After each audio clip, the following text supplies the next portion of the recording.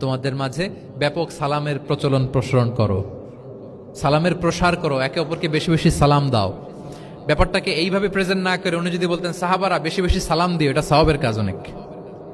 এটা হচ্ছে একটা প্রেজেন্টেশন। আর একটা হচ্ছে এমন ভাবে এটাকে উপস্থাপন করা যে মুমিন না হলে জান্নাতে যাবা না, আর একে অপরকে ভালো না বাসলে মুমিন হতে পারবে না। তোমরা কি জানো কি করলে একে অপরের মধ্যে ভালোবাসা বাড়ে? এরপর রাসূল সাল্লাল্লাহু আলাইহি ওয়াসাল্লাম বলতেন যে সালাম দেওয়ার মাধ্যমে ভালোবাসা বাড়বে। একবার রাসূল সাল্লাল্লাহু আলাইহি ওয়াসাল্লাম বললেন, আলা উখবিরুকুম বিআফদালা মিন দারাজাতিস সিয়ামি ওয়াস সালাতি ওয়াস সাদাকা। আমি কি তোমাদের জানাবো না যে নামাজ, রোজা, সাদাকার চেয়েও বেশি ফজিলতের একটা আমল আছে, সেটা কি আমি কি তোমাদের জানাবো না? সাহাবারা বললেন, ক্বালু বালা ইয়া রাসূলুল্লাহ, হে আল্লাহর রাসূল অবশ্যই জানাবেন, অবশ্যই জানাবেন। কারণ নামাজের চেয়েও বেশি গুরুত্বপূর্ণ, সাদাকার চেয়েও বেশি গুরুত্বপূর্ণ, সিয়ামের চাইতেও বেশি গুরুত্বপূর্ণ আমল, সেটা কি? তখন রাসূল সাল্লাল্লাহু আলাইহি ওয়াসাল্লাম বললেন, সেটা হচ্ছে ইসলাহু যাতিল বাইন, বিবাদমান দুই গ্রুপকে মিলিয়ে দেয়া, বিবাদমান দুই ব্যক্তিকে মিলিয়ে দেয়া।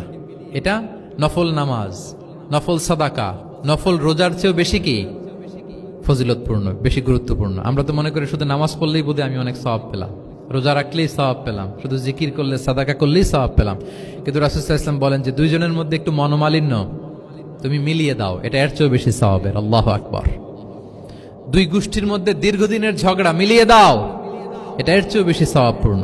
রাসূল সাল্লাল্লাহু আলাইহি ওয়াসাল্লাম মক্কা থেকে মদিনায় যেয়ে কি করেছেন? আউস এবং খাজরাজের দীর্ঘদিনের যুদ্ধ 1 ঘন্টার মধ্যে কি settle down. He was a very good mediator and arbitrator. চমৎকার মধ্যস্থতা করতে জানতেন তিনি।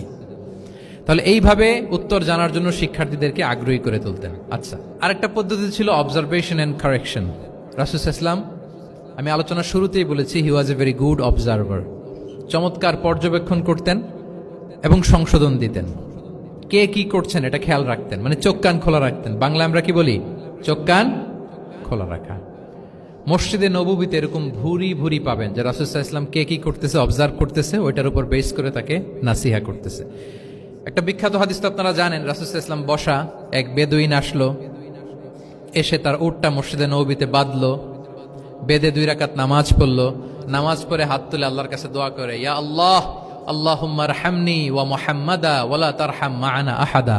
মানে ও আল্লাহ, তুমি শুধু আমারে রহম করো আর মুহাম্মদ সাল্লাল্লাহু আলাইহি ওয়াসাল্লামের রহম করো, আমাদের দুইজনের সাথে আর কাউরে রহম করো না তুমি।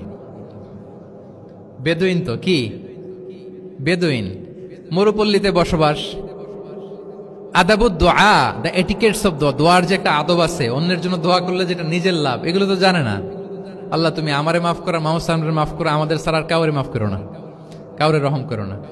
এটা রাসূল সাল্লাল্লাহু আলাইহি ওয়াসাল্লাম দূর থেকে বসে বসে অবজার্ভ করছেন আর বললেন, হায় রে লোকটা